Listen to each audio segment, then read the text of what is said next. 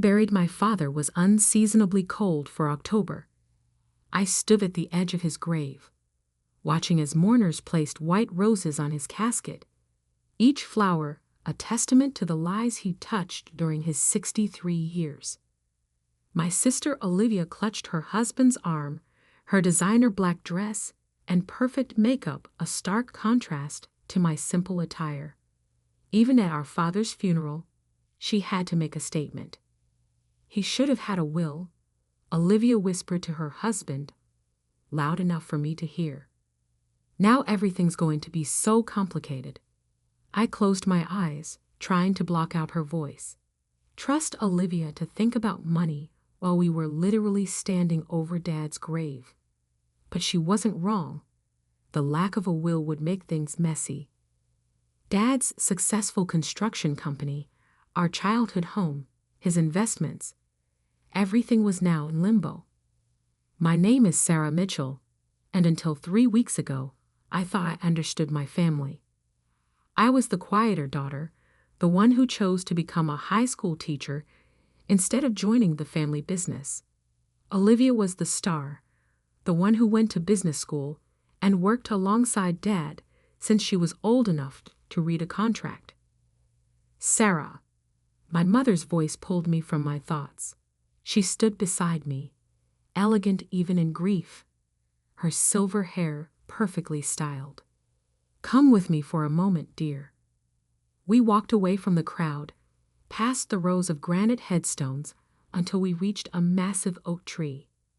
Mom's hands trembled as she reached into her purse and pulled out a cream-colored envelope, sealed with wax in an old-fashioned way that was so characteristic of my father. Your father wanted you to have this, she whispered, pressing the envelope into my hands. Open it when you're alone. And Sarah, she hesitated, her eyes meeting mine. Whatever you read, remember that your father loved you. Before I could respond, she turned and walked back to the funeral, leaving me holding an envelope that felt heavier than paper should. I slipped it into my purse, my mind racing with questions. Why me? Why not Olivia? And why did Mom look so worried? The wake was held at our family home, a sprawling Victorian mansion that Dad had lovingly restored over the years. I watched as Olivia commanded attention in the living room, sharing stories about working with Dad, about how she was his right hand at the company. Our relatives nodded approvingly. Of course, Olivia would take over the business now. It was what everyone expected. Sarah, darling, my Aunt Margaret approached, martini in hand. I hope you're not too worried about all this. I'm sure Olivia will take care of you. I forced a smile, feeling the envelope burn in my purse. I'm fine, Aunt Margaret. I have my own life, my own career. Yes, teaching, she said with a slight grimace. Well, it's admirable work, dear. Though your father always hoped you join the family business. I excused myself and escaped to Dad's study, the one room in the house that still felt entirely his. The leather chair behind his massive oak desk still held the impression of his frame. His reading glasses lay on a stack of contracts, as if he just stepped out for a moment. The envelope felt heavy in my hands as I finally pulled it out. The wax seal bore Dad's signet ring impression, the family crest he'd had specially made when the business took off. With trembling fingers, I broke the seal and pulled out several pages of Dad's distinctive handwriting. My dearest Sarah, the letter began, if you're reading this, then I'm gone, and the time has come for you to know the truth about our family's legacy and why I've worked so hard to protect you from it. I continued reading, my hands shaking more with each paragraph. The words on the page couldn't be real. This had to be some kind of mistake. But as I read further, pieces of my childhood began falling into place. Strange conversations I'd overheard, mysterious business meetings, and why Dad had been so insistent that I stay away from the company. A knock at the study door made me jump. "Sarah?" Olivia's voice called out. "What are you doing in Dad's study? The lawyers are here to discuss the estate." I quickly folded the letter and slipped it back into my purse. "Coming," I called out, my voice surprisingly steady despite the chaos in my mind. As I walked back to the living room, where our family lawyer, Mr. Patterson, was setting up his briefcase, I felt the weight of Dad's words pressing down on me. The truth about the company, about what Olivia had done, about why Dad had never written a will. It was all there in black and white. "Now," Mr. Patterson began, adjusting his glasses, "since Mr. Mitchell died intestate, we'll need to follow state laws regarding the distribution of assets. The company being the primary asset." I tuned out his voice, watching Olivia's satisfied smile. She had no idea what was coming. None of them did.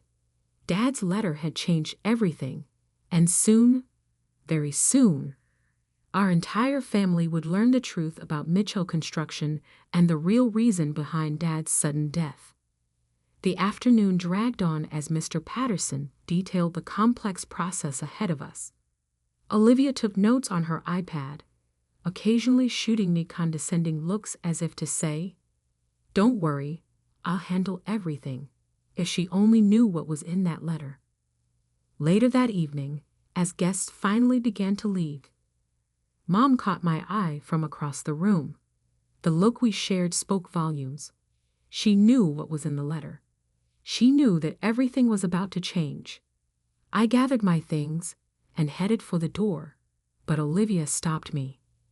"Sarah, we need to talk about the company. I know you've never been interested in the business side of things, but we should discuss your shares. I'm thinking of buying you out. For a fair price, of course." I looked at my sister, really looked at her, and saw what Dad had described in his letter. The ambition, the calculation, the absolute certainty that she deserved everything. "We'll talk soon, Olivia," I said quietly. "There's a lot to discuss." As I drove home that night, Dad's letter safely tucked in my purse, I couldn't stop thinking about his final words. "The truth will cost us everything, Sarah. But it's time for justice. You're the only one I trust to make it right." Tomorrow, I would start digging. Tomorrow, I would begin unraveling the carefully constructed lies that our family fortune was built on. But tonight, I would mourn my father, not just his death, but the weight he carried all these years, protecting me while watching his beloved company become something he never intended. The truth would indeed tear our family apart, but as Dad wrote, sometimes destruction is necessary for redemption. The morning after the funeral, I spread Dad's letter across my kitchen table, along with years of newspaper clippings I'd gathered overnight. The Mitchell Construction story was one of local legend. How my father built an empire from nothing, transforming a small contracting business into one of the largest development companies in the state. But Dad's letter told a different story. The company's success, he wrote, came at a price I never intended to pay. When the accident happened at the Riverside project in 2018, I thought it was just that, an accident. But what I discovered in Olivia's files changed everything. I pulled up the news articles about the Riverside project on my laptop. 3 workers had died when a support beam collapsed during construction of a luxury apartment complex. The official investigation ruled it an equipment failure. Mitchell Construction paid the families handsomely, and the story faded from headlines. But according to Dad's letter, Olivia had known about the structural issues weeks before the collapse. She had received multiple reports warning about substandard materials. But instead of halting construction, she buried the reports and pressured inspectors to sign off on the project. "The evidence is in my private safe," Dad's letter continued. "The combination is your birthday. I knew Olivia would never think to try that. Inside, you'll find everything: the original reports, emails, and proof of the bribes. I spent the last 5 years trying to make it right without destroying our family's name. But after what I discovered last month about the new downtown development project, I can't stay silent anymore. My hands shook as I read the final paragraphs. Dad had confronted Olivia just days before his heart attack. The timing couldn't be coincidental. My phone buzzed, a text from Olivia. Meeting with lawyers at 2 p.m. Don't be late like always. I stared at her message, remembering all the times she belittled me, dismissed me as the family failure, the sister who chose teaching over real success. If she only knew what Dad had entrusted me with. At 1:55 p.m., I walked into the Mitchell Construction headquarters. The 20-story building gleamed with success, our family name emblazoned across the lobby in gold letters. Employees nodded respectfully. They all knew the boss's daughters. The conference room was already full. Olivia sat at the head of the table, in Dad's old seat. Mom sat quietly beside her, while various lawyers and executives filled the remaining chairs. "Sarah, how nice of you to join us," Olivia said, her tone dripping with condescension. "We've already begun discussing the transition plan." I took my seat, noting how everyone deferred to Olivia. She had spent years cultivating this image of herself as Dad's natural successor. "As I was saying," she continued, "the board has expressed full confidence in my leadership. Given Sarah's alternative career choices, we feel a clean transition would be best. We're prepared to offer a very generous buyout package." The family lawyer, Mr. Patterson, slid a document across the table. "We valued your shares at $5 million, Sarah. Very generous, considering your lack of involvement in the company." I picked up the paper, pretending to read it while my mind raced. They had no idea about the safe, about what Dad had discovered, about what I now knew. "Actually," I said quietly, "I don't think I'll be selling my shares." The room fell silent. Olivia's perfect smile flickered for just a moment. "Don't be difficult, Sarah," she said. "You've never shown any interest in construction. What could you possibly want with shares in a company you don't understand?" I met her gaze steadily. "I understand more than you think, Olivia. In fact, I'd like to schedule a full board meeting for next week. There are some matters Dad wanted discussed." "What matters?" Olivia's voice had lost its smoothness. "The Riverside project, for one," I said softly. "And maybe we should talk about those irregularities Dad found in the downtown development plans." The color drained from Olivia's face. Mom gasped quietly. The lawyers exchanged confused glances. "I don't know what you're talking about," Olivia said, but her hands were shaking as she shuffled her papers. "I think you do. And I think it's time the board knew everything. About the reports you buried, the inspectors you bribed, and exactly what happened the day Dad died." Olivia stood up so quickly her chair toppled backward. "This meeting is over. Everyone out, except my sister." As the room cleared, I could feel the tension building. Mom was the last to leave, her eyes filled with tears as she looked between her daughters. When we were alone, Olivia's mask cracked completely. "Where did you get this information?" "Dad left me a letter," I said, standing to face her, "and a safe full of evidence. Did you really think he didn't know? About Riverside? About everything?" "You're bluffing," she snarled. "Dad would never." "The safe combination is my birthday." I cut her off. "When was the last time you remembered my birthday, Olivia? When was the last time you thought about anyone but yourself?" She moved faster than I expected, grabbing my arm. Listen to me very carefully, little sister. You have no idea what you're getting into. Take the money and walk away. This is your only warning. I pulled free from her grip. No, Olivia. You listen. Next week, I'm going to open that safe. And everything you've built on lies is going to come crashing down. I walked out of the conference room, my heart pounding but my steps steady. In my purse, my phone was already recording, capturing every word of Olivia's threat. Dad had taught me well. Always keep evidence.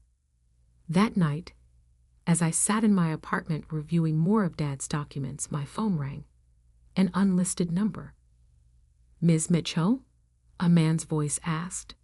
My name is James Torres. I was the site supervisor at Riverside before your sister fired me. I heard about your father's death. And there's something you need to know. I grabbed a pen, my hand trembling slightly. I'm listening, Mr. Torres. The day before your father died, he came to see me. He said he was gathering evidence, that he was going to make things right. He asked me to testify if it came to that. I closed my eyes, fighting back tears.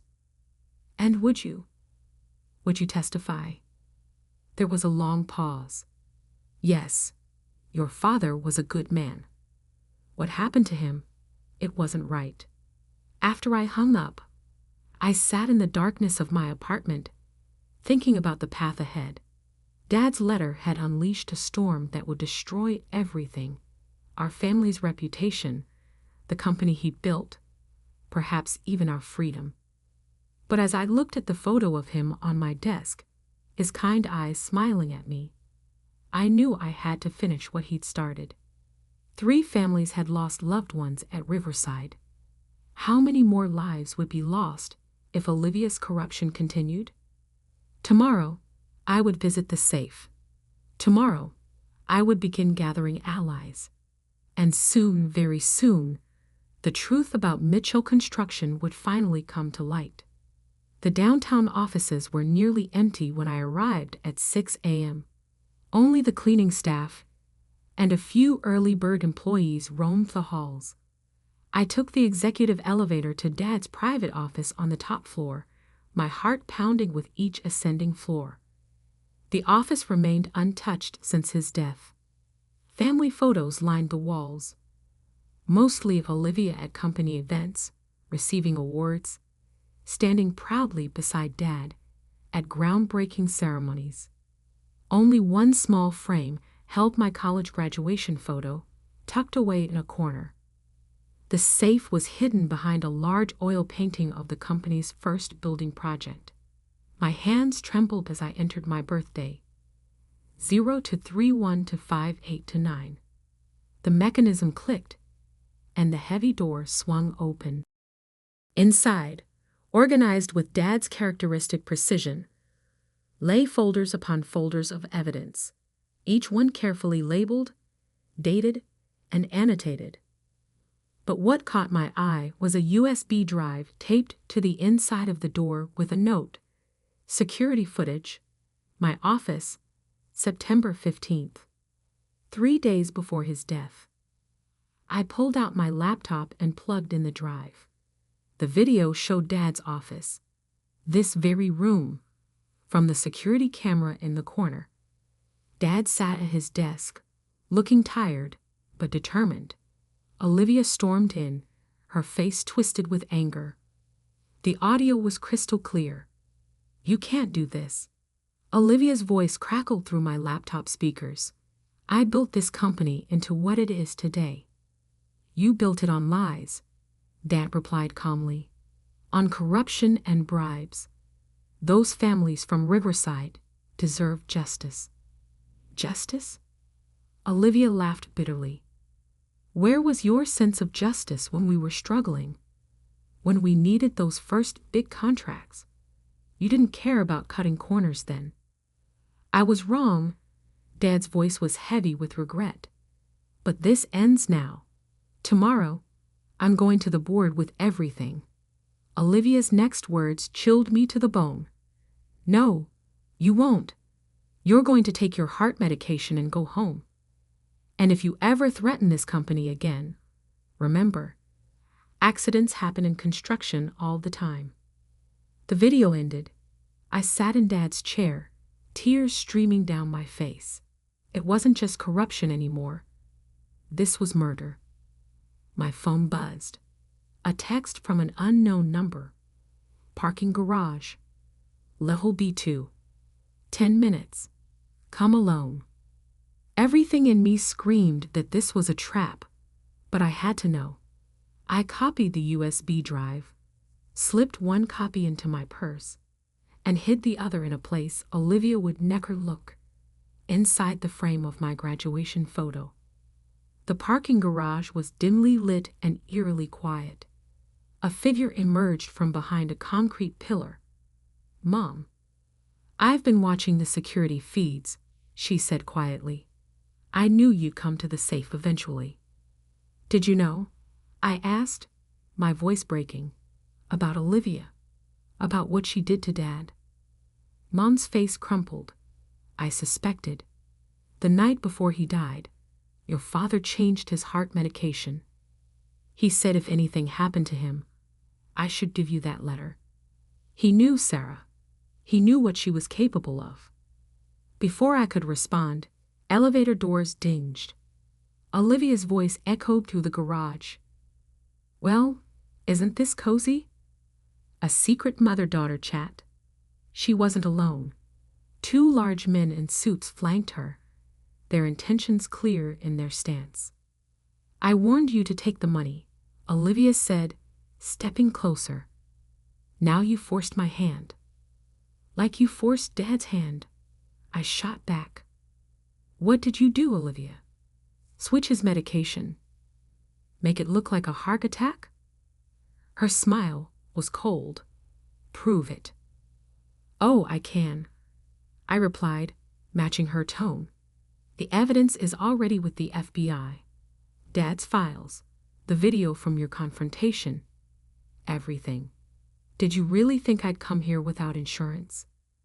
The color drained from Olivia's face. "You're bluffing." "Am I? Check your phone." On cue, her phone buzzed. Mine too. Breaking news alerts flashed across our screens. MTCGEL construction under federal investigation. FBI raise ARTES. "You didn't," Olivia whispered. "I did. An hour ago, I met with federal agents. They're upstairs right now, seizing every computer, every file. It's over, Olivia." The sound of sirens filled the garage. Olivia's hired muscle melted away into the shadows. She turned to run, but Mom's voice stopped her. "Enough. My husband is dead because of you. 3 families lost their loved ones because of your greed. Face what you've done, Olivia." Federal agents swarmed the garage, led by Agent Sarah Torres, James Torres's daughter. Poetic justice, I thought, watching them handcuff my sister. "Sarah Mitchell?" Agent Torres approached me. "We found additional evidence in the office. Your father, he left a recorded confession about everything. He was building a case against the company, against your sister. He was trying to make it right." I nodded, tears flowing freely now. That's all he ever wanted, to make things right. The next few weeks passed in a blur of headlines. Mitsubishi Construction CEO, RRESTE, FORFFRAUD, and MURDR, RIVERSIDE, QRAGDU. The 2 Rulichidi revealed. Mitsubishi Fam Alui Empire crumbles ANISVADAL. The company was dissolved, its assets seized. The families of the Riverside victims finally received justice and the truth about what happened to their loved ones. Mom and I moved away from the city, away from the whispers and pointed fingers. We bought a small house near my school, where I continued teaching. Sometimes, healing comes in the simplest forms. A year later, I visited Dad's grave alone. The family name had been tarnished, our fortune lost, but something more valuable had been saved: the truth. I placed a single rose on his headstone and whispered, "I did it, Dad. I made it right." As I walked away, I thought about that letter that had started everything. Dad knew that giving me that letter would destroy the company he built, tear apart our family, and expose decades of secrets. But he also knew that sometimes the cost of truth is worth paying. The Mitchell name no longer stood for power and success. Instead, it became a cautionary tale about greed, corruption, and the price of silence. But for me, it was simply the end of one chapter and the beginning of another. In my classroom, I teach my students about integrity, about standing up for what's right even when it costs you everything. I tell them that true legacy isn't measured in dollars or buildings, but in the choices we make and the truths we're willing to face. Olivia sits in prison now, serving a life sentence for Dad's murder and the Riverside deaths. Mom visits her sometimes. I don't. Some betrayals can never be forgiven. The last time I saw her, during the trial, she asked me why. Why Dad had trusted me with everything instead of her. Because, I told her, he knew I would choose justice over power. Something you never understood. Now, years later, when people ask about the Mitchell construction scandal, I tell them the real story. Not about the money or the corruption, but about a father's final act of courage, entrusting his quiet daughter with the truth that would both destroy and redeem his legacy.